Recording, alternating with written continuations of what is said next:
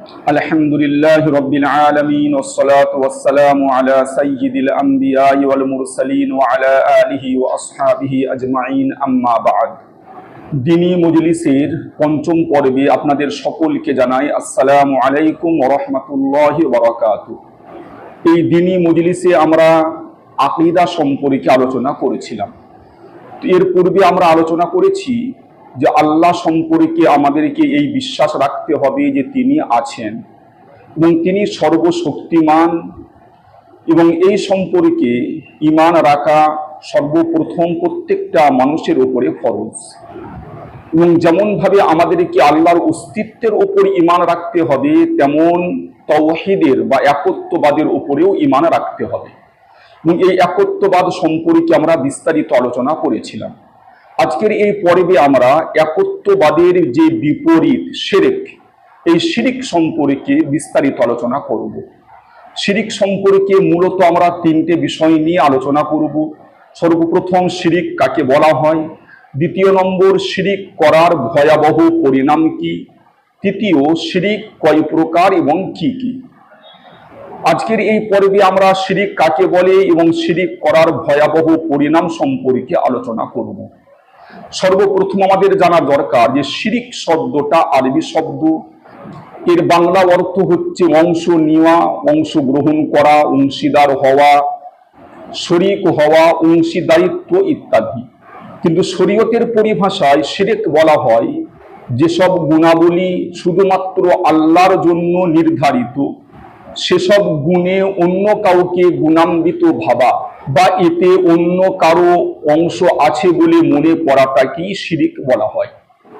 শিরকের আরেকটা সংজ্ঞা এও করা হয়েছে যে বান্দার আল্লাহর সাথে তার রুবুবিয়ত সংক্রান্ত কর্ম, তার জাত ও আসমা ও সিফাতে তথা নাম ও গুণাবলী ও উলুহিয়াতে অর্থাৎ ইবাদতে কাউকে শরীক করা।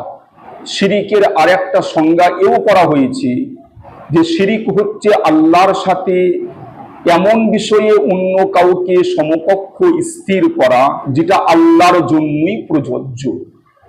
এই তিনটে সংজ্ঞার মূল বিষয় হচ্ছে যে আল্লাহর জাত তথা তার নাম ও গুণাবলীর মধ্যে যেগুলো আল্লাহর জন্যই একমাত্র নির্ধারিত, অন্য কাউকে আল্লাহর সমকক্ষ বা আল্লাহর শরীক সাব্যস্ত করাকে শিরিক বলা হয়।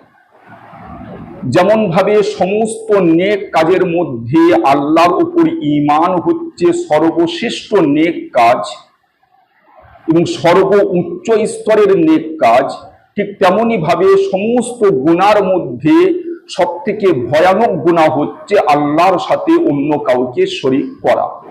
এর থেকে বড় গুনাহ শরীয়তের দৃষ্টিতে, আল্লাহ এবং আল্লাহ রাসূলের দৃষ্টিতে আর কিছু নেই। এই কারণেই সূরা লুকমানের 13 নম্বর আয়াতে এই শিরককে সব থেকে বড় জুলুম বলা হয়েছে। ইরশাদ হচ্ছে ইন্নাশ শিরকা লাযুলুমুন আযীম, অর্থাৎ শিরক হচ্ছে সব থেকে বড় গুনাহ। সূরা কাহাফের 110 নম্বর আয়াত, যেটা সূরা কাহাফের সর্বশেষ আয়াত, তাতে বলা হয়েছে ফামান কানা ইয়ারজু লিকা রাব্বিহি ফালইআমাল আমালান সালিহা ওয়ালা ইউশরিক বিইবাদাতি রাব্বিহি আহাদা। যে ব্যক্তি আল্লাহর সাথে সাক্ষাৎ করার আশা রাখে সে যেন সৎ আমল করে এবং আল্লাহর সাথে অন্য কাউকে শরীক না করে। শিরিক করার ভয়াবহ পরিণাম এই যে ব্যক্তি শিরিক করলো, আল্লাহ তাআলা তার জন্য জান্নাতকে হারাম করে দিয়েছেন এবং তার ঠিকানা হচ্ছে জাহান্নাম। সূরা মাঈদার 72 নম্বর আয়াতের মধ্যে আছে ইন্নাহু মান ইউশরিক বিল্লাহি ফাকাদ হারামাল্লাহু আলাইহিল জান্নাহ ওয়া মাওয়াহুন নার। যে ব্যক্তি শিরিক করলো তার জন্য আল্লাহ তাআলা জান্নাতকে হারাম করে দিয়েছেন এবং তার ঠিকানা হচ্ছে জাহান্নাম। ওয়া লিজ জালিমিনা মিন আনসার, আর এই ধরনের ব্যক্তি হচ্ছে জালিম, আর জালিমদের জন্য কোনো সাহায্যকারী নেই। সূরা নিসার 48 নম্বর এবং 116 নম্বর আয়াতের মধ্যে আছে ইন্নাল্লাহা লা ইয়াগফিরু আন ইউশরাকা বিহি ওয়া ইয়াগফিরু মা দুনা যালিকা লিমান ইয়াশা। যে আল্লাহ তাআলা তার সাথে শিরিক করার অপরাধকে ক্ষমা করেন না, এছাড়া যে কোনো অপরাধকে আল্লাহ তাআলা চাইলে ক্ষমা করে দেবেন। সূরা জুমারের 65 নম্বর আয়াতের মধ্যে আছে, আল্লাহ তাআলা তার রাসূল সাল্লাল্লাহু আলাইহি ওয়াসাল্লামকে সম্বোধন করে বলছেন, লা ইন আশরাকতা লা ইয়াহবাতান্না আমালু, হে প্রিয় হাবিব, যদি আপনিও শিরিক করেন তো আপনার সমস্ত আমল বরবাদ হয়ে যাবে। সূরা আনআমের 88 নম্বর আয়াতের মধ্যে আছে, ওয়ালাউ আশরাকু লাহাবিতা আনহুম মা কানু ইয়ামালুন, যদি মানুষ শিরক করে তো সে যা কিছু আমল করেছে সমস্ত আমল তার বরবাদ হয়ে যাবে। তো এই দুটো আয়াতের দ্বারাই আমরা বুঝতে পারলাম যে শিরক করলে শুধু এই নয় যে বিরাট বড় গুনাহ, শিরক করার কারণে পূর্বের সমস্ত নেক আমলও বরবাদ এবং বেকার হয়ে যাবে, তার কোনো পুরস্কার আল্লাহর তরফ থেকে পাওয়া যাবে না। এছাড়া কোরআনের মধ্যে আরো অনেক আয়াত আছে যার দ্বারাই বোঝা যায় যে শিরক হচ্ছে সবথেকে বড় অপরাধ। বুখারী শরীফের 6811 নম্বর হাদিসের মধ্যে আছে, আন আব্দুল্লাহ ইবনে মাসউদ রাদিয়াল্লাহু তাআলা আনহু قال قلت يا رسول الله أي الذنب أعظم قال أن تجعل لله ندا وهو خلقك। হযরত আব্দুল্লাহ ইবনে মাসউদ রাদিয়াল্লাহু তাআলা আনহু বলছেন যে আমি জিজ্ঞাসা করলাম যে আল্লাহর রাসূল, সবথেকে বড় অপরাধ বা গুনাহ কি? আল্লাহ রাসূল সাল্লাল্লাহু আলাইহি ওয়াসাল্লাম বললেন, সবথেকে বড় গুনাহ হচ্ছে এই যে যে আল্লাহ তোমাকে সৃষ্টি করেছেন তুমি সেই আল্লাহর সাথে অন্য কাউকে শরীক করো। মুসলিম শরীফের 87 নম্বর হাদিসের মধ্যে আছে, আন আবি বকরতা রাদিয়াল্লাহু তাআলা আনহু قال কুন্না ইনদা রাসূলিল্লাহি সাল্লাল্লাহু আলাইহি ওয়াসাল্লাম ফাকাল আলা উনাব্বিউকুম বিআকবারিল কাবাইরি সালাসান আল ইশরাকু বিল্লাহ ওয়া উকুকুল ওয়ালিদাইন ওয়া শাহাদাতুজ যুর। হযরত আবু বকর রাদিয়াল্লাহু তাআলা আনহু বলছেন যে আমরা একবার আল্লাহ রাসূল সাল্লাল্লাহু আলাইহি ওয়াসাল্লামের কাছে ছিলাম। আল্লাহ রাসূল সাল্লাল্লাহু আলাইহি ওয়াসাল্লাম বললেন, আমি কি তোমাদেরকে সমস্ত অপরাধের মধ্যে, সমস্ত গুনার মধ্যে সবথেকে বড় গুনার ব্যাপারে বলবো না? তারপরে আল্লাহ রাসূল সাল্লাল্লাহু আলাইহি ওয়াসাল্লাম নিজেই বললেন যে সবথেকে বড় গুনাহ হচ্ছে তিনটি। তার মধ্যে সর্বপ্রথম আল্লাহর সাথে অন্য কাউকে শরীক করা, দ্বিতীয় পিতা মাতার অবাধ্যতা করা, তৃতীয় নম্বর মিথ্যা সাক্ষী দেওয়া। মুসলিম শরীফেরই 89 নম্বর হাদিসের মধ্যে আছে, আন আবি হুরায়রা রাদিয়াল্লাহু তাআলা আনহু আন্না রাসূলুল্লাহি সাল্লাল্লাহু আলাইহি ওয়াসাল্লাম قال ইজতানিবুস সাবআল মুবিকাত কিলা ইয়া রাসূলুল্লাহ ওয়া মা হুন্না ক্বালা আশ-শিরকু বিল্লাহ। হযরত আবু হুরায়রা রাদিয়াল্লাহু তাআলা আনহু বলছেন যে আল্লাহ রাসূল সাল্লাল্লাহু আলাইহি ওয়াসাল্লাম একবার বললেন যে তোমরা 7টা ধ্বংসাত্মক গুনাহ থেকে বাঁচো।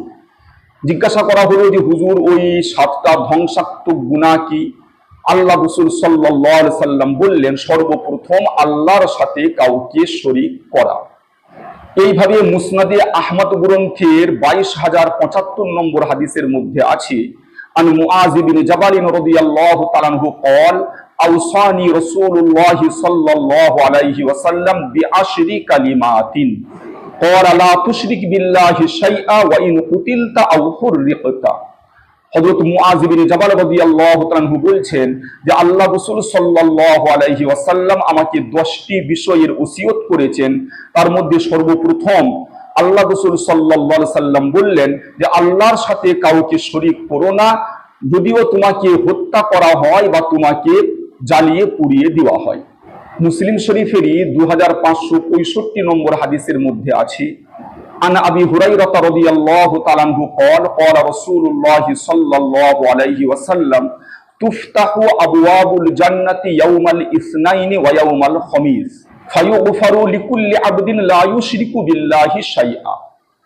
আবু হুরায়রা রাদিয়াল্লাহু তাআলা বর্ণনা করেছেন যে রাসূলুল্লাহ সাল্লাল্লাহু আলাইহি ওয়াসাল্লাম ইরশাদ করেছেন, প্রত্যেক সোম এবং বৃহস্পতিবার জান্নাতের দরজা সমূহ খুলে দেওয়া হয় এবং প্রত্যেক ওই ব্যক্তিকে ক্ষমা করা হয় যে আল্লাহর সাথে অন্য কাউকে শরীক করে না।